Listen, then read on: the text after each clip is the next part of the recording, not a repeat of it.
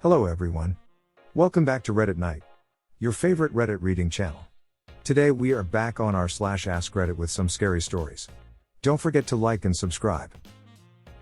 Serious, Redditors who work at cemeteries and graveyards, what strange and scary stuff have you witnessed?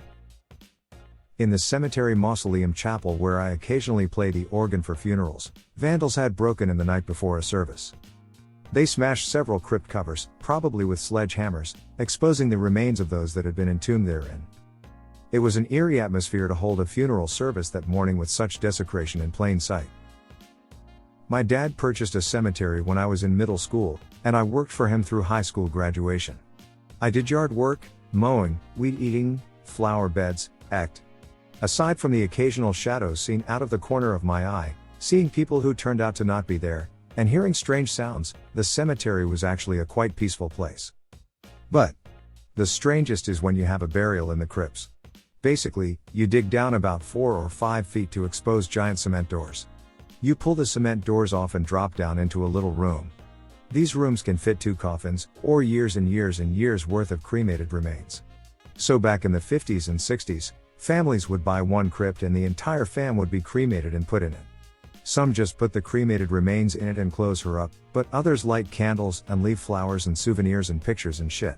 It's freaking creepy opening up one of those bad boys after 50 years and finding melted candles and old pictures of the people inside. Plus when you hop down in there you have a weird realization that you are at the same level and completely surrounded by bodies. Edit, RIP my inbox. Thanks for the silver kind stranger. And just to clarify, I am originally from the Midwest, so weed eating is a relatively normal term used to say you're going to go whack some weeds. I used to do some odd jobs at the 12th century graveyard in my hometown. 12th century, as in the church and its surrounding graveyard had been in continuous use for at least that long. When you keep burying bodies in the same small patch of ground for that many centuries, eventually the soil has been turned over dozens of times and consists mainly of bone fragments. You can't even plant flowers there without accidentally uncovering some teeth or finger bones or something. It's nothing but fragmented skeletons all the way down under the thin turf. The soil sort of resembles seaside shell sand, except on closer examination all the light-colored bits are bone fragments rather than crushed seashells. Not really scary or unexpected, just a bit eerie until you get used to it. You learn to treat anything recognizable as human remains with respect, and just tuck it away out of sight under the plant or whatever else you were putting there. I was a tombstone caretaker for a cemetery in rural Georgia, summertime job for a 16-year-old, nothing crazy, just cleaning off the grime of the elements on tombstones act.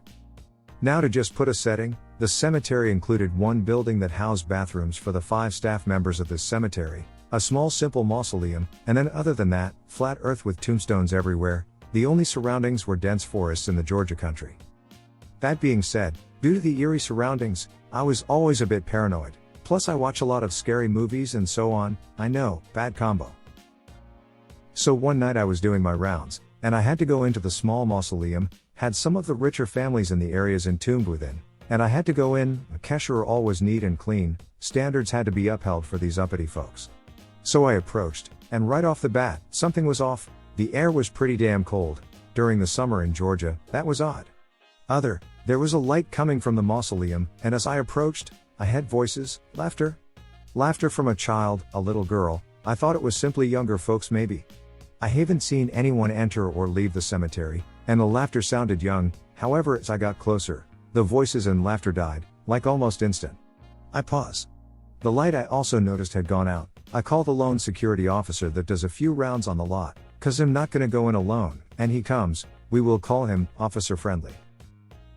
When Officer Friendly arrives we both go inside. We see one of the doors to the entombed remains of a young girl, open, nothing was disturbed within, but it was open, and a doll lay on the stone beneath it. Me and Officer Friendly do a small sweep. It was only 1 floor and 1 room, so it didn't take long. We close the door to the girl's entombment, and we both leave. As we walk away, we get about 30 feet from the mausoleum, and then all of a sudden, boom, voices and laughter again.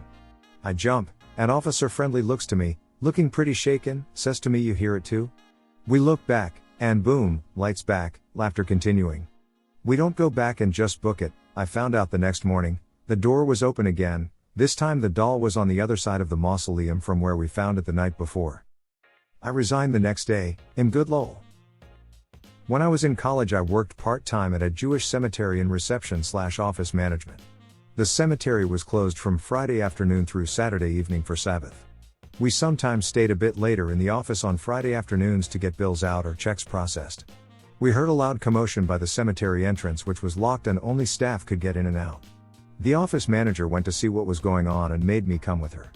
We went down to the gate to find an older woman, probably around 70, dressed to the nines, begging us to let her in. She kept saying she needed to get back. This was in the suburbs of NJ, so you needed a car to get around, but we didn't see a car or anything. She was just there in this beautiful dress. We couldn't open the gate without the cemetery manager, so we went to go get him. We brought him back to the gate and no one was there. We looked at video footage of the entrance and you could see us, the office manager and me, talking, but there was no one on the other side of the gate. The cemetery manager thought we were trying to trick him. I swear to this day we saw a woman in a fancy dress outside that gate. There were multiple cameras and not a single one picked up anyone on the other side of the gate, and you could see the whole gate. All you could see was us. I don't know if it was a ghost or what. The office manager and I decided not to tell anyone else, but we would mention it to each other every once in a while. We had a late afternoon service once that ran into the evening. It was October, so the sun went down early while I was filling in the grave afterwards. Conveniently, none of the lights on the loader tractor worked for some reason. No blown fuses or loose wires or anything, the lights just didn't work. Next day when I reported the issue, we went over to the same tractor and the lights worked perfectly fine, and they worked fine the rest of the time I worked there. I work at a graveyard, and I just have one thing to say. Plastic. Here in Norway, graves are protected by law for 20 years, but after that the spots can be reused. Usually a grave is fine to reopen after 20 years, the body is supposed to be decomposed and pretty much gone. Now back to plastic. Between the 50s and 80s it was common here to be buried in plastic, to minimize smell and leakage. I'm sure they thought it was a good idea back then, but once we started reusing graves in Norway we realized it is a curse. A lot of bodies are wrapped in plastic, and I've myself been part of what was supposed to be a burial at a reused site. The body was about 50 or 60 years old, and should be basically gone, but nope, it was not. The plastic wrap it was covered by kept the body from decomposing, and it's basically just been marinated in its own juices for 50-60 years. The smell was awful, the sight was even worse. I'm sure this is not the kind of story you wanted, but it's honestly the most horrific and bizarre thing I've ever been part of. Former funeral director here. One of our workers cleaned up after everyone had left from a visitation/viewing/wake. It was about 9 p.m. or later and he saw one last guest walking around in the visitation room. He went to help escort the gentleman out when he discovered no one was in there. When he came back in, told us the story and described the visitor. He identified the man in a photo we had at the funeral home. It was my grandfather, family business, who had recently passed. I worked for a county cemetery department years ago. We would go to all the cemeteries in the county and mow or just do basic upkeep.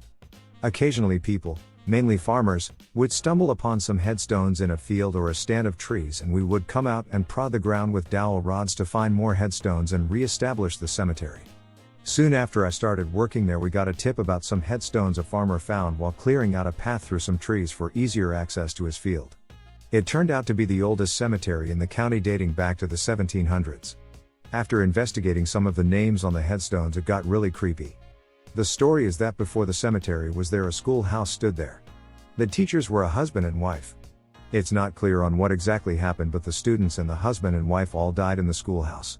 The information we found kind of made it sound like an illness of some kind, and they were all quarantined in the school until they all died. After that the school was demolished and the students and husband and wife were all buried right where the school stood. So yeah, I'm sure it's haunted. A man would come and sit in a folding chair at the burial plot of his wife. Brought the paper and books to read, his lunch and a small portable radio with him. He would lay a large towel down and take a nap on her grave. About a month of doing this every day, and laying on her plot, he ended his life by shooting himself in his heart. I thought it a really beautiful final act of devotion he gave, and was in complete respect for this man. I don't work in a cemetery, but I did go clean one up with my family.